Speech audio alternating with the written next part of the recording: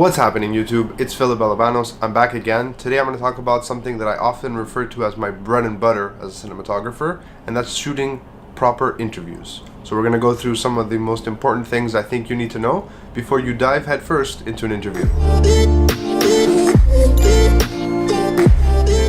So, shooting interviews. Honestly, the way the internet's become, Instagram, Facebook, all of these platforms, even YouTube, one of the most important things that people want to show is kind of like a little peek behind the curtain, and an interview is a great way to do that. You sit down with an owner, an artist, an individual, you talk to them, you find out a bit about them, intercut that with some B-roll, see them talking, hear them talking, use that as a voiceover when you cut to B-roll, you got yourself a little video. Minute long? Yeah, sure. It's like a 60-second documentary, right? Perfect. So we're on the same page. So the first thing I want to jump into while talking about how to do this properly is lighting. This is going to be the most technical of all the sections, but it's probably one of the most important, so let's just hit it right at the beginning and be done with it. Lighting. How are you going to light your subject?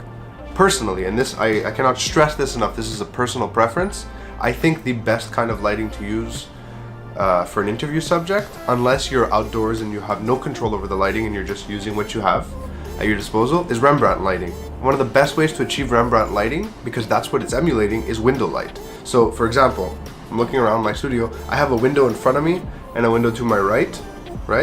So if I were to close this window down, which I will do, hold on. So I've closed the shade on the window in front of me. So really what you're getting is, by doing this, and I'm just using this, I'm using a window, literally nothing else, there's no other lights on in here. I'm getting this kind of, see how the light hits me here and then casts off? Now it's very soft because I'm using a window and it's not controlled, but that's basically Rembrandt lighting. It doesn't always work, but 99% of the time, if you're shooting an interview, Rembrandt lighting is your best way to go. I won't get into all the technical details of how to achieve it, but very quickly, you need a key light off to the side, a little bit higher than the subject. You need a fill light somewhere on the other side just to fill in those shadows, because you don't want it to be too contrasty unless that's what you're trying to do. And you need a backlight to separate them from the background, basically. It's a very well-known technique. It's not hard to find. It's really not that difficult to set up, assuming you have at least 3 lights or 2 lights in a window. Just always remember that a window is using the sun as a light source, and the sun moves. So if you're gonna be using window light, you gotta kind of do it all within the same half hour, or else your light's gonna be all over the place, kind of like how my vlogs sometimes are. So now that lighting is out of the way, we're gonna talk about something that, as video people, video guys and girls and lads and lasses, we tend to forget, which is audio. The funny thing about video is, bad video is sometimes very forgivable. You know, a weird shot, slightly soft focus, the kind of things that make us just cringe and wish we could just crawl under a rock and die because we got it wrong on set. And it happens. It's best not to let it happen, but it happens. The one thing that's completely unforgivable is bad audio, right? So you've seen bad movies, but they all sounded fantastic. Most of them. But just audio is such a weird thing. We've been using audio to convey stories longer than we've been using moving pictures. So I feel like if you can't hear what they're saying clearly, if you have to strain to listen, that's bad. It is of paramount importance that your audio is clean. How do you get this done? Well, in my case, right now I'm using a small shotgun microphone. It's a Rode VideoMic Pro. It sits on the top of my camera. I'm only about, I don't know, 1.5 feet from the camera. So for all intents and purposes, this is perfect for me, right? And I'm actually speaking right at the camera, which means that I'm speaking directly at a directional microphone. First things first, the best thing you could do is have a dedicated sound mixer boom operator, someone to just come in, mic them down, make sure you're good to go, and you worry about the image, they worry about that. Thumbs up. But most of the time you won't have the budget or the time to do that.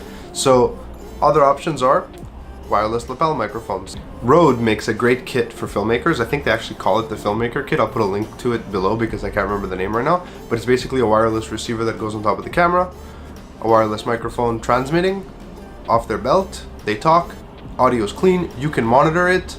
If you have 2 subjects, you can pass both of those into a recorder like an H5 or an H4 or an H6, or I don't know how many H's Zoom has gotten to now, or Tascam. It doesn't matter as long as it has ins that you can, multi-channel.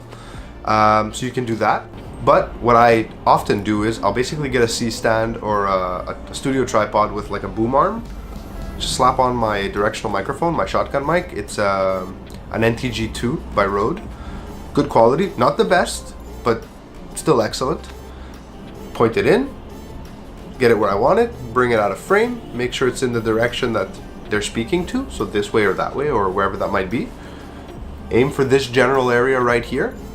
Try not to be more than 4 to 5 feet away from them. Lock it down, plug it in, you're good to go, hit record. Easy. Next number 3, let's call it number 3, and number 4 are kind of gonna play together in, you know, in a symbiotic kind of way, because they affect the overall style, and that's something that you bring to the table. So there's a lot of ways you can shoot an interview. Eyeline kind of defines the mood to some extent and the feeling that you're getting from this subject. So like, I'm talking right at the camera because I'm talking to you, right? You're not looking in on me talking to someone or like getting a snapshot of my life via another medium or someone else who's trying to get information. We're having a conversation. It's a very one-sided conversation, but it's a conversation nonetheless. So let's just do this quick, okay? I'm gonna look right here, just slightly off camera. So someone would be there and asking me, you know, when did you get into filmmaking? And I say, well, I didn't really get into it. I kind of fell into it because, well, to be completely honest, I didn't know what else to do, right? Not exactly true, but you get the idea. Then we can do the same on the other side. But if they're looking too far, you're almost going into profile, and that's kind of an awkward thing to do, right? It just feels weird. So just slightly off camera. So the camera is here. I'm slightly off to the left or to the right. These are typical eye lines in an interview. Typical eye lines in an interview. Again, I'm dead center in the frame. That's not great. You'd want to maybe put me off to the side a bit, and I'm speaking this way. So I'm speaking into the long side of the frame, right? And then the same would be achieved by doing it this way, speaking into the long side of the frame. Or if you're doing something a little bit more, I don't know, let's not use the word edgy, but if you want to be different, you can actually have me talking into the short side of the frame. I've seen it done. I've done it once or twice. It really depends on what you're trying to evoke as an emotion, I guess. But it's kind of weird. Like, I'm on a wide now. I don't want to start messing with my setup right now, zooming in and zooming out and messing up focus, because I kind of like what I have. But you can see it in a lot of the stuff I've done, which I'm the standing interview. You have where he's looking off into the opposite side of the frame. You have just traditional style interviews. You can do new style interviews where the person is just standing and you're talking on the street. Basically find an eye line that works for you. See how it looks on, just use your eyes. Pull up a frame, look at it, and say, yeah, this doesn't work. We're gonna have to do something else. But again, left or right, long or short, these are the things you should be thinking about. For number 4, and why I said it kind of plays in with eyeline, is style, because the eyeline falls into the style of the interview. So maybe you're doing something very high key, maybe you're doing something very moody. You want to be very, very, very aware of a few things when you're talking about style. And that's your framing, your composition, and your background. Your framing and your background basically are your composition, but let's look at them as separate concepts. Framing, is it a close-up? Is it a super close-up? Is it a medium shot? Is it a wide shot? What are you going for, right? So what are you trying to do? What's in the background? Is it relevant to what they're talking about?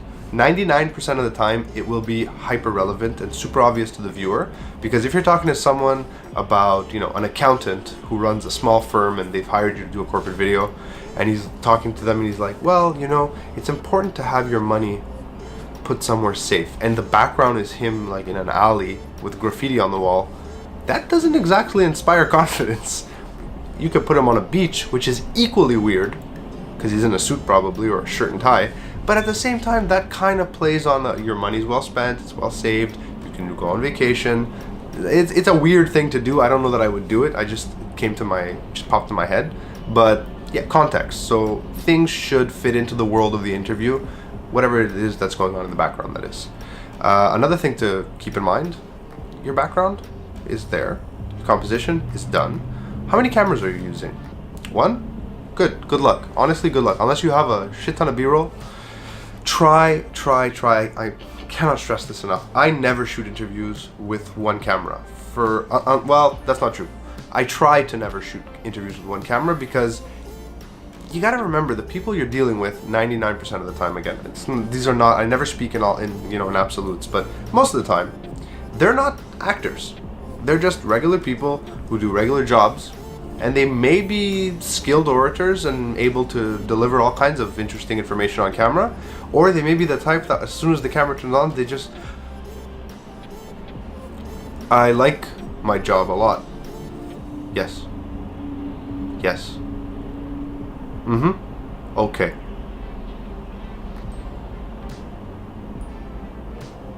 So, this is the kind of thing you're gonna run into, and you can help them, and a good way to help them is through the kind of questions you ask, obviously.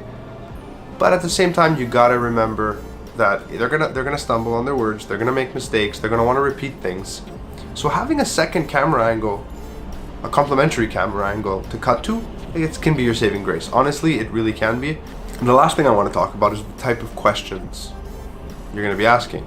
I make a habit, especially if I'm working with non-actors, I make a habit of asking them to repeat the question in the answer. So you want to ask them questions. You never want to say, tell me this answer. You always want to say, can you tell me a little bit about, or can you share a bit?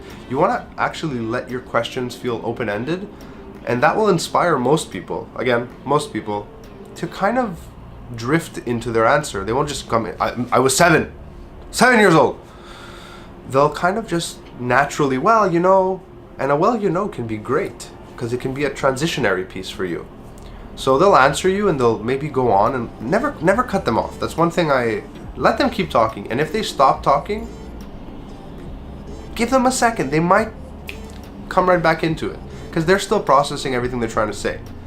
So that's one thing to keep in mind. Another thing I like to do is you need to go in prepared with questions. You need to know what you need to ask, but you also need to know that the 5 first questions you ask to non-actors will probably be completely useless. Sometimes you get lucky and you get a few gems right at the beginning, but really what you want to do is let's say you have 5 questions you want to ask. You ask your 5 questions, then you ask a series of other random questions that you can come up with on the fly, or maybe you have them ready, and then slowly you start peppering in those 5 core questions that you need to complete your edit.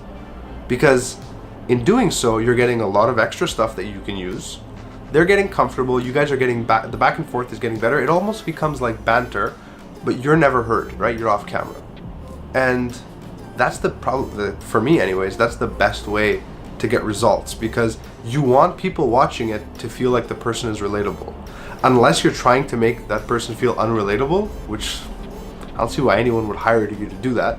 So if you're working in a film setting, like you're shooting a movie and it's a documentary and you're, trying to show the evils of capitalism, maybe you can lead a few capitalists, down the wrong path and make them seem unappealing and unrelatable. But 99% of the time, you're trying to get people to relate to the person who's telling them their story, right? Because it's going to give them business or exposure, or it's interesting, right? So yeah, this really wasn't a technical kind of overview. This is actually a question that someone asked me on Instagram. They said to me, I need to know how to shoot an interview. Are you doing any tutorials on it? I was busy at the time they first asked, and I reached out today. I said, hey, do you still need this info? Because I'm going to shoot some vlogs today, and if you do, I'm on it, So technical stuff, there's people who will do it better online. Diagrams are probably your best way to go, where you just see like a grid, camera goes here, subject is here, boom, cameras, lights, everything's easy. There's really no reason to throw that into a vlog when you can just pull it up, while you're listening to me or afterwards or whatever. Because if you're shooting your first interview, you're gonna do a lot of research. Like I don't doubt that. I've been there, right? So there's no reason to put everything into one place. I just wanted to give you a few things to think about. So that's really all I have to say on the topic today. Maybe I'll do a technical one further down the line when I have some help, maybe a few people with me, because it's kind of hard to light and shoot yourself constantly and get up and reset the camera. So yeah, if you have anything that you'd like me to cover, I'm here. Guys, just send me an email, message me on the back end of my channel, message me on Instagram, Twitter, all of that stuff. Where you can find me is below, or you can go to my website, balabanos.com.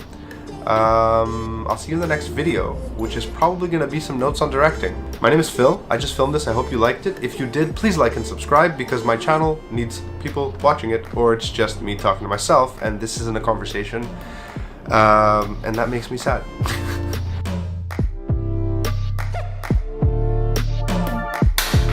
You get it? Mm-hmm. Okay. And action.